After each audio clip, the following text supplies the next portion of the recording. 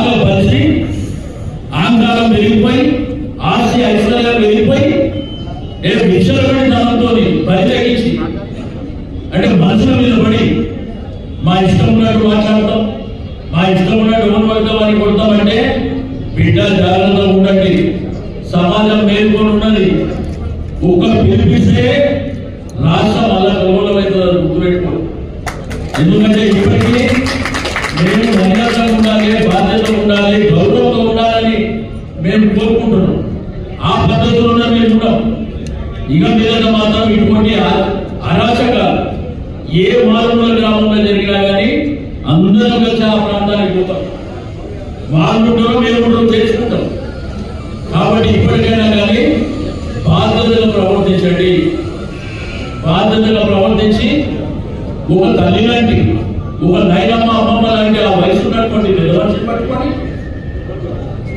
మీరు పూమాటగా మాట్లాడకుండా నేను చూస్తే అదంతా ఆ విశ్వాస సమస్య అది మర్చిపోవాలన్నట్టు.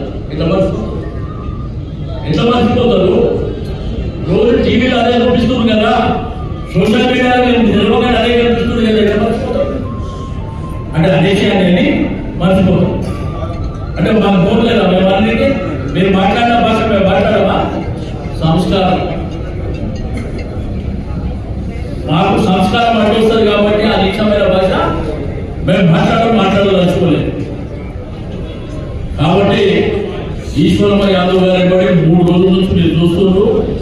సంఘాలు కానీ, మరి విద్యార్థుల సంఘాలు కానీ, బీసీ సంఘాలు కానీ, యాదవ సంఘాలు, కుటుంబ సంఘాలు, గౌడ సంఘం, ముద్రా సంఘం, ముందు కాపులు కానీ, ఎస్సీలు కానీ, దళితులు, ట్రైబల్స్, మైనార్టీలు అందరూ కూడా ఆమె, ఎందుకంటే ఆమె ఈ ప్రాంతంలో ఎంత సేవ చేస్తే అంత అభిమానం ఉంటుంది, మీరు గుర్తుంచుకోవాలి.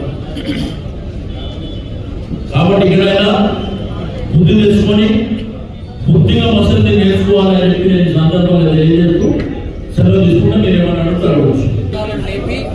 ఇప్పుడు ఇంకా 4 రోజులైతే ఇది అయిపోతుంది. రేపు నీ మనవాడు ఎట్లా రాజకీయంలోకి వచ్చి ఎట్లా గెలుస్తాడో సవాల్ అవన్నీ మేము కూడా చూస్తాం. ఎట్లా రావాలో మాకు తెలుసు, ఎట్లా పోవాలో మాకు తెలుసు. మేము కులాలను తెచ్చినా, వ్యక్తిని తెచ్చినా కాదు. ఈశ్వరమ్మ యాదవ్ గారిని పట్టుకొని డైరెక్ట్ తిరిగింది కదా, మీ మీడియాలో వచ్చింది కదా. దాంట్లో ఇప్పుడు ఈశ్వరమ్మ యాదవ్ తింటే ఒంటి తిట్టినట్టు మన అందరు తిట్టినట్టు కదా, అది స్పష్టంగా ఉన్నది కదా. ఇక రాజకీయాలలో మేము మాన్య దొక్కుతారా, పంట పెడతారా చూపిస్తాం. మేము కూడా మా నెలలో ఎట్లా పంట పెట్టాలి, ఎట్లా లేపాలి, మేము అమాయకులం కనిపిస్తున్నామా? కాబట్టి టైం వస్తుంది. టైం ఒక్కరికి 8 గంటలకే కాదు, రాష్ట్రానికి కూడా వస్తుంది. గుర్తుపెట్టుకోవాలి. సమాజం మేలుకొని ఉన్నది. గతంలో ఏంటంటే 10-15 ఏళ్ల కింద సమాజం మేలుకోలేదు. ఇప్పుడు ప్రతి ఒక్కరు మేలుకోనున్నారు.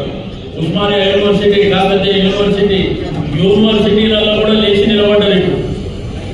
కాబట్టి ఇప్పటికైనా కానీ బాధ్యతగా నేను ప్రభుత్వానికి డిమాండ్ చేస్తున్నా, వెంటనే చట్టపరమైన చర్య తీసుకోండి.